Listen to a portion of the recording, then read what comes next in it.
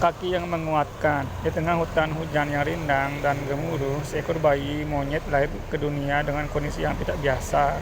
Tubuhnya mungil, matanya bersinar terang, tapi ia tak memiliki kedua tangan. Para monyet menyebutnya raku, yang berarti bertahan dalam luka. Sejak kecil, Raku hanya bisa bergelung dalam pelukan ibunya. Ia tak bisa berayun, tak bisa memeluk, bahkan tak bisa menyentuh wajah ibunya seperti bayi-bayi lain. Namun ibunya menyayanginya sepenuh hati. Ia menyuapi Raku dengan sabar, menuntunnya berjalan dengan kaki, dan menjaganya dari cemoohan. Tetapi takdir kembali menguji Raku saat ia baru belajar menginjak tanah dengan kaki telanjangnya. Ibunya jatuh sakit.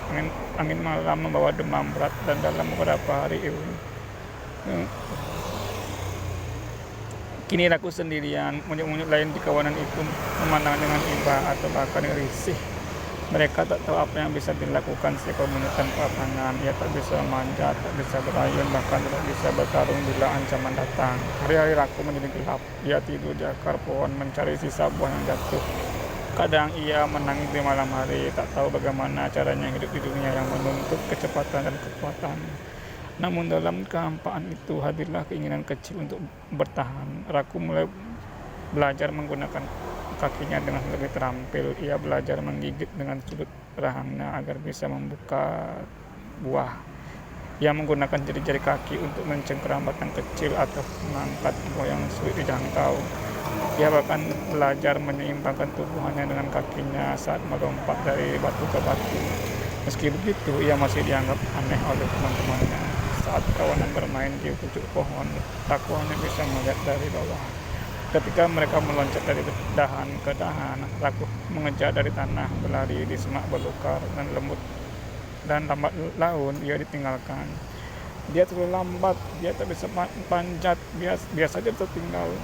Ucapan-ucapan itu menjadi duri di hatinya, tapi Raku terus berjalan dengan kaki telanjang dan tubuh kecilnya.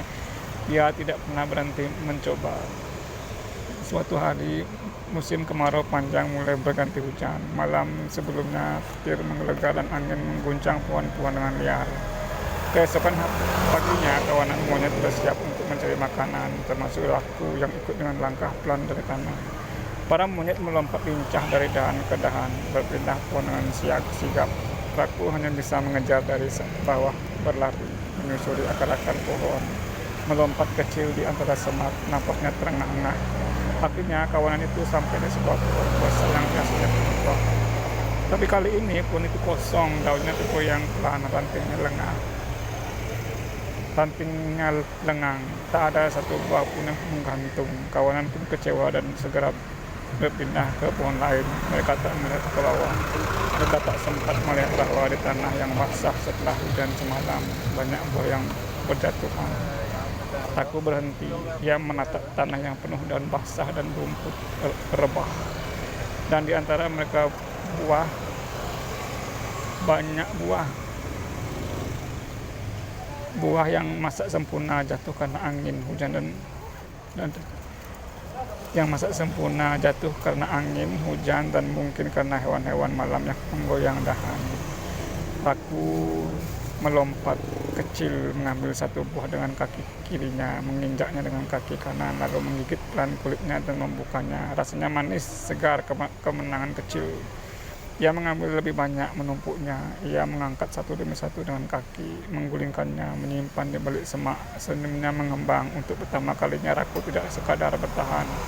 Ia menemukan beberapa waktu kemudian seekor anak monyet yang tertinggal kembali ke tempat pohon itu dan melihat Raku sedang makan dengan tenang dikelilingi tumpukan buah. "Di mana kamu dapat itu semua?" tanya anak itu. "Dari sini, dari bawah," jawab Raku. Kabar itu menyebar dan pelan-pelan satu persatu monyet datang kembali. Mereka mulai memperhatikan bahwa tak semua rezeki datang dari atas. Terkadang justru tanah tempat mereka tak pernah hiraukan bersimpan kelimpahan yang tak terduga. Raku pun mulai dihormati bukan karena kecepatan, bukan karena kekuatan, tapi karena ketekunan, pengamatan, dan ketabahan. Mereka kini tak lagi memandangnya sebagai cacat, tapi sebagai penunjuk jalan baru. Anak-anak monyet pun belajar darinya bagaimana menggunakan kaki, bagaimana tidak menyerah ketika tinggal, bagaimana menghargai tempat yang paling rendah sekalipun. Dan sejak saat itu, setiap kali hujan datang dan angin menggoyang hutan, para monyet tahu bahwa di tanah akan ada buah yang jatuh, dan di sanalah warisan laku tetap hidup. Tangan mungkin tak selalu ada, tapi tekad bisa menggenggam dunia dengan cara lain.